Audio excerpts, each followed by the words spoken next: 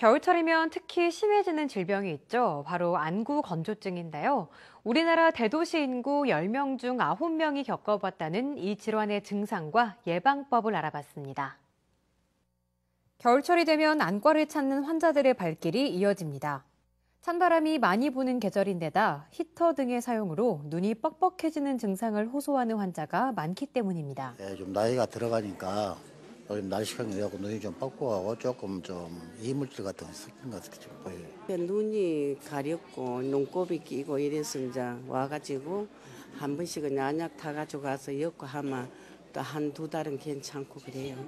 네, 겨울철에 특히 심해지는 질병 중 하나 바로 안구 건조증입니다. 주변에 보면 꼭 한 명씩은 가지고 있을 정도로 흔한 질병 중에 하나인데요. 실제로 병원에 와서 취재를 하는 도중에 한 환자를 만나볼 수 있었습니다. 안녕하세요. 네, 안녕하세요.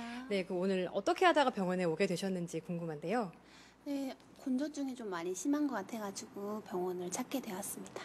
어떤 증상일 경우를 의심을 하고 오게 되신 건가요? 집에서 영화를 많이 보거나 책을 보게 되면은 갑자기 글씨가 퍼져 보인다거나 눈물도 많이 나고 뻑뻑해가지고 많이 불편하더라고요. 그래가지고 병원에 오게 되었어요. 네, 그렇다면 어떤 경우에 안구 건조증이라는 정확한 진단이 나올 수 있는지 직접 한번 들어보겠습니다. 안구 건조증은 대개 이제 이물감이라든가 자결감 또는 이제 눈물 흘림과 같은 다양한 증상을 유발하는데요.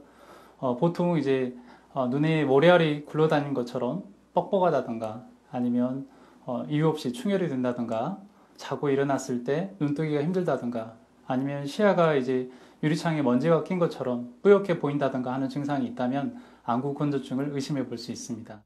안과를 찾는 10명 중 7에서 8명 정도가 증상을 호소할 정도로 수많은 사람들이 겪고 있는 안구 건조증.